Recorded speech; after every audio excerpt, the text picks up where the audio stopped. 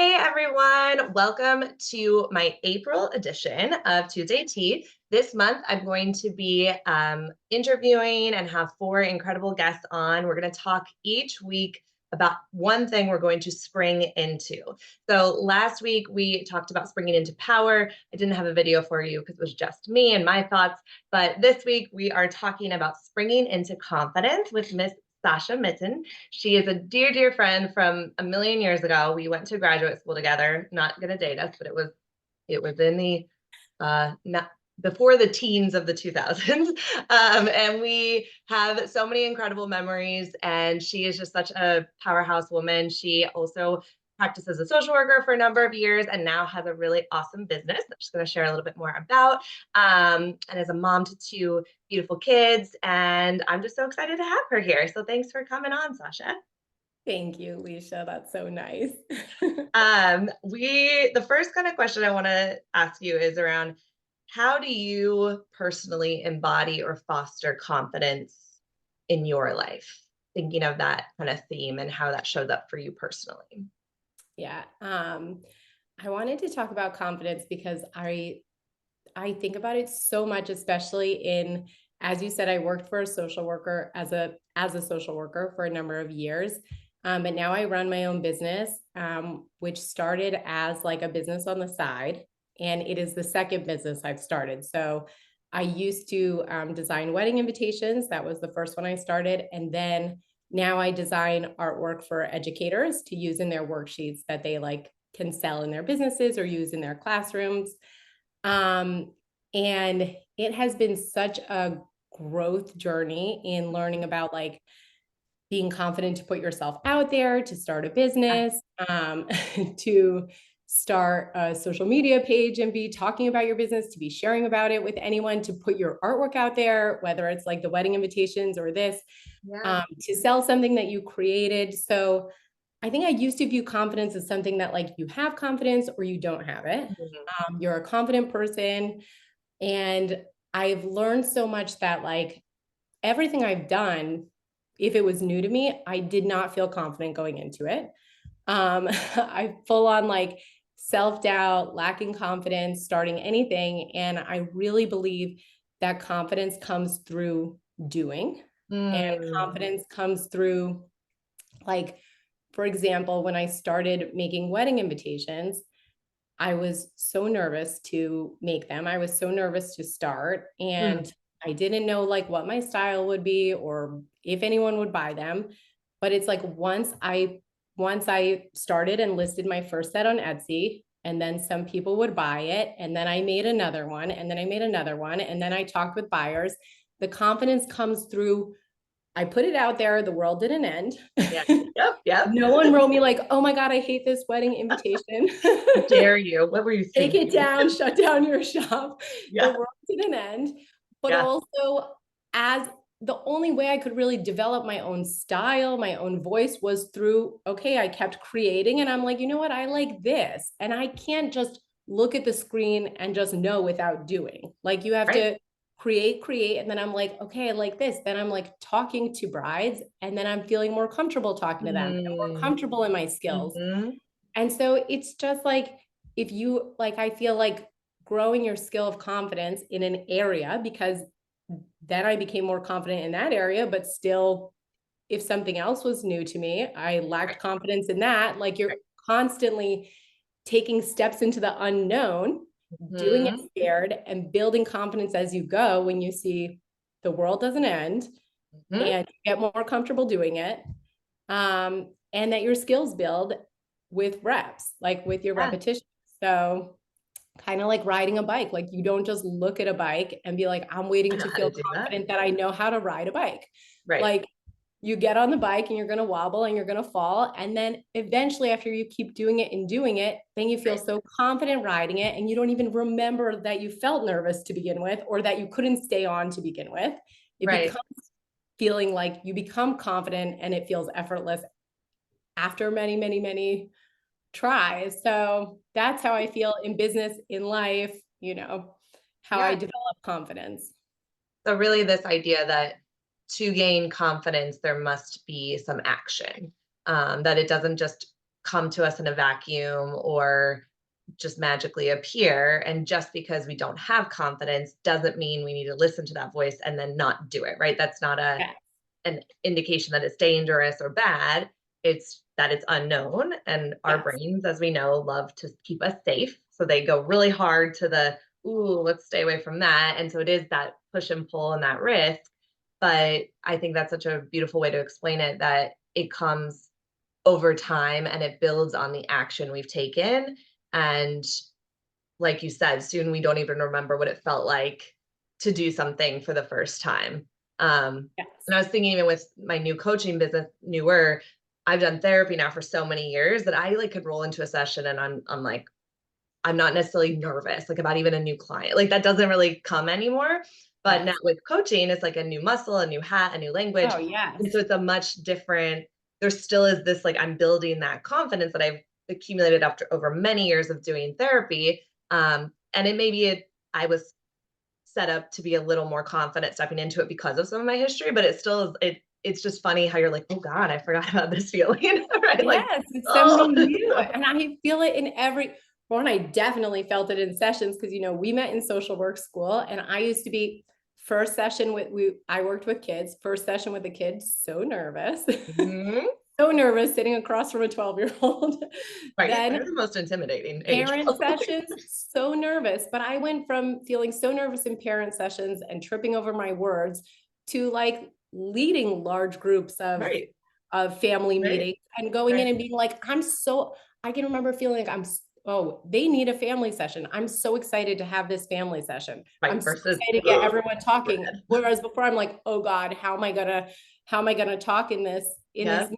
And the only way to get comfortable with that was to have family meeting after family meeting after family meeting, sit through the uncomfortable feelings of like, I'm a little nervous of what to say and what to do until after time, you're not nervous and you feel like, you know what, I've tried this and this works. I've tried this that didn't work. You learn as you're doing it Yeah. and become confident in that way, like 100%. And I Yeah. think the hardest part is when you talk about like wanting to keep ourselves safe, Mm. we know that the first time doing something might not be how we Safe. want it to go. And Exactly. that's Yeah. scary, Yeah. and I think growing, growing in your ability to just be able to be like, you know what, I'm going to go into this as like, this is my version one. And Mhm. even though it's not going to be perfect, like it's going to be okay. Yep. And that no one else really cares to the extent that we worry Right. they do. Right. Right. Whether you trip up on your words a little or whether something's not perfect, Yeah. that nobody needs it to be perfect from the beginning. Like that's Right. Right. we want that security, but like it's not needed. Yeah. No. And what we imagine is the perfect way, they don't even know. So then there was like, that was great. And we're like, oh my God, I missed this. I didn't do that. But only we Oh, know a lot of times the things that make it imperfect. And very rarely does the audience or the individual or the client or whoever else even know anything was missed, right? Because it's our 100%. own weird standard that is invisible and we've created solely by ourselves. Uh, 100%. I know we kind of did touch on this, but with the theme of confidence in your work, I hear how you built it over time to get into your company. Is there other ways through, I don't know, the material that you make or the interactions you have with clients or with yourself or others that confidence seems to show up in sort of like your workplace? Yes, I think something that I try and work on, because just like we talked about also wanting to keep yourself secure, I definitely identify with like I struggle with wanting things to be perfect and perfectionism. So something that I'm um always working on in myself with business is if it scares me a little, to lean into that, like to go for it, to Mm, say yes to it, to not let myself feel held back by that. So recently I thought, you know what, I feel a little nervous talking on camera in my business. I don't want to feel nervous talking on camera. So I'm going to start forcing myself to talk on camera more to get comfortable with it. So it's yeah. like a choice, an active choice of like, I didn't just start going live on Instagram because I love to go live on Instagram. I started to go live on Instagram because no part of me wanted to, but I Right. wanted to grow in that way. Yeah. And right before the camera would turn on, I'm doing like deep breaths and feeling so nervous, even though at this point in my business, I'm doing very well and I'm You're very killing it. proud of what I've Yeah. built. But each new thing comes with a whole big bundle of nerves. And Yeah. I know logically the only way for me to get comfortable speaking more is to speak more, right? And to work Yep. through that. And I go into it knowing, okay, I feel extremely nervous for this first one, but I bet by the third one or fourth one, I'm not going to feel as nervous. Yeah.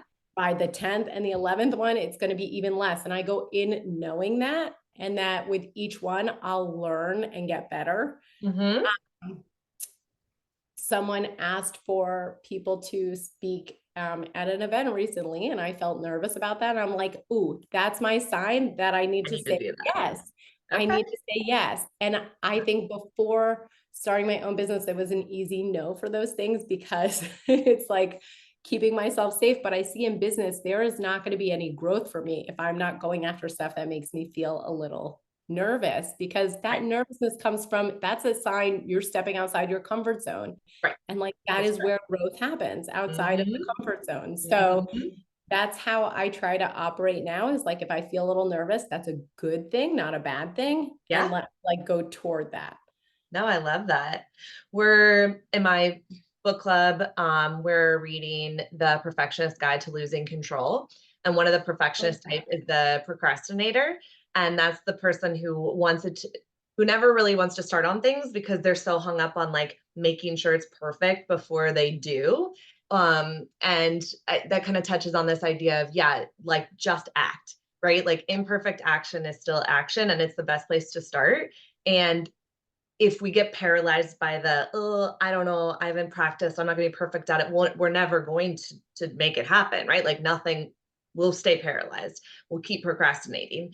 And I think that this is such a good reminder of that feeling actually is a hint that we need to lean into it and step into it versus that it's like a warning sign to stay away.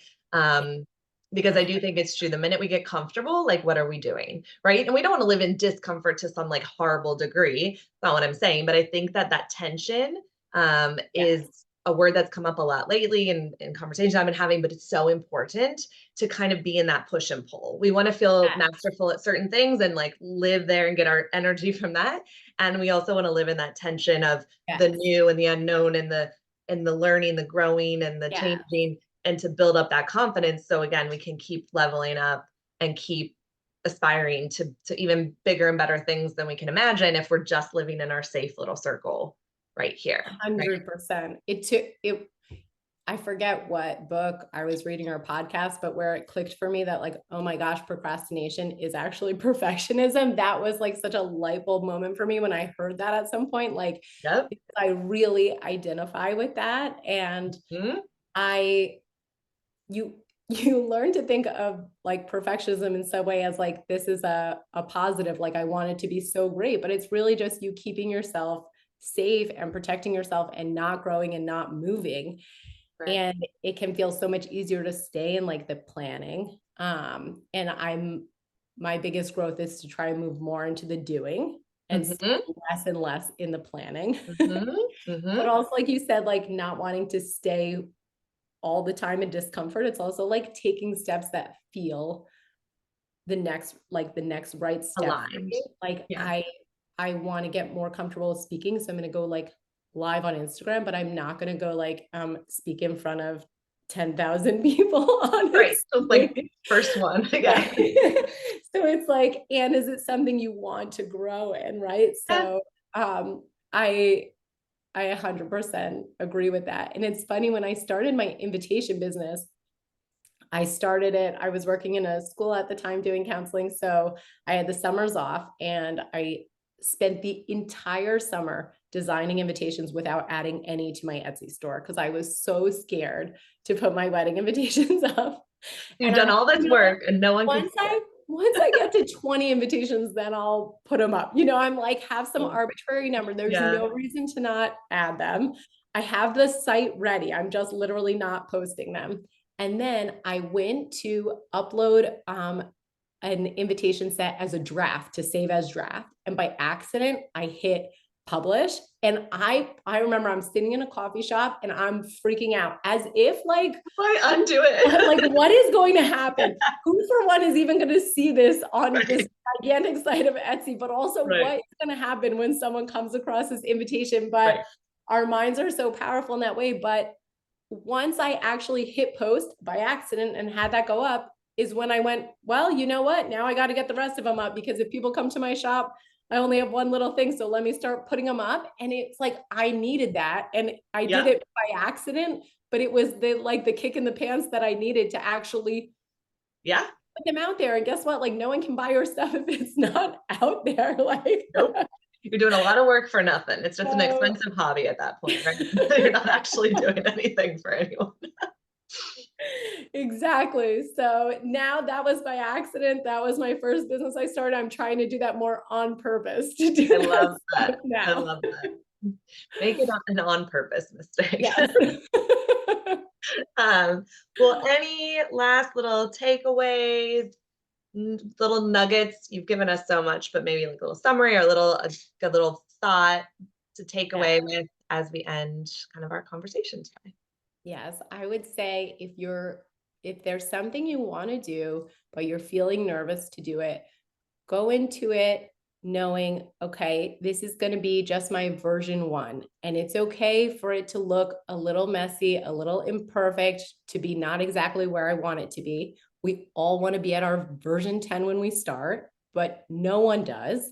Right. No one does start at version 10. So be okay with it being version 1 and know that as you go, you're going to get to version 2, version 3. And that's the only way to hit version 10. So just knowing, okay, it's okay for me to like start. I'm safe to start. Like the world's not going to end.